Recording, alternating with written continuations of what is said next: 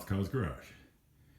So we just went to a garage sale, and it was pretty much picked through because it's Sunday today, but I did pick up these pipe clamps, assorted pipe clamps, or maybe they're called bar clamps, yes. And I got this hatchet. So 15 bucks, got all these clamps, and you say, well, that's a fantastic deal. They were super rusty. I just wire brushed them and then oiled them, and I may go over them again. But these are made in the USA, Jorgenson, 72-inch, 40-inch. So I'm gonna look them up, see if they're worth anything. Okay, Lost Cause Garage. Lost Cause. Well, I looked up on the internet a Jorgenson 7201, and these two of these are for sale on eBay for 120 bucks. The longer one, new, some of these clamps go to about 100 bucks, 98, something like that. But these apparently are super heavy duty. They're really well made. Made in the USA. So I think my 15 bucks was well spent. Lost Cause Garage. Okay. You got it? Yeah.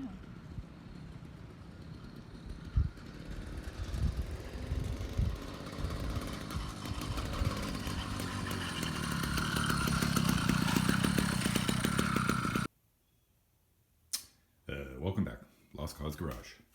So I don't remember what I was doing before, but thought I'd show you what I do with my shoes.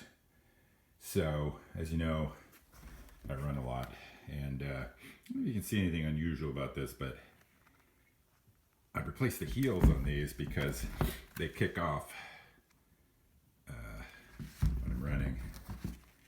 Yeah, here's a pair that got pretty bad. Here you go. So here's one that's, I took the heel off, and then I cannibalize a pair of sneakers. So these sneakers are really expensive. They're like 160 bucks.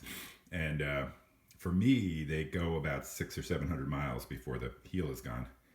And now that I've been replacing the heels, these have gone over 1,000 miles. And I probably could go a little more. I've never replaced them twice, but I might. And you can see that the uppers, like this section, you know, the upper part of the shoe, is fine, and so is the tread on the front part of the shoe. So it's really disproportionately wears on the rear.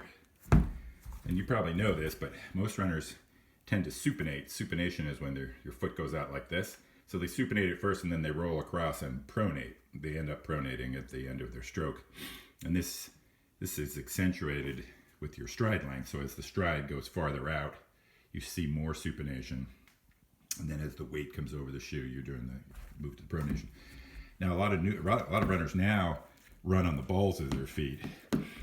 There's a couple books. One's Chi Running, and one's, I think it's called Poise Running or Pose Running, that recommend running on the ball of your feet, or running barefoot, like Born to Run. It's a good book on the history of running barefoot and the rationale for it.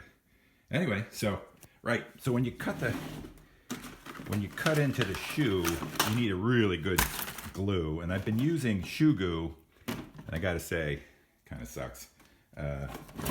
Instead, now I use this stuff. Who knows? It could actually be shoe goo. I don't even know, but it's E6000, and so one of the other keys is you want to keep this pretty rough. Like I cut it with a hacksaw, and the rougher it is, the more area there is to grab hold of. And you can see like the intentionality, right? Like look at how thin that rear is, which is where you're striking, have some of the most force. Whereas once I repair it, there's a lot more, you know, that hard plastic. So it's just a design flaw. I think it's planned obsolescence. That's what I think. Anyway, that's the shoe. Lost Cause Garage.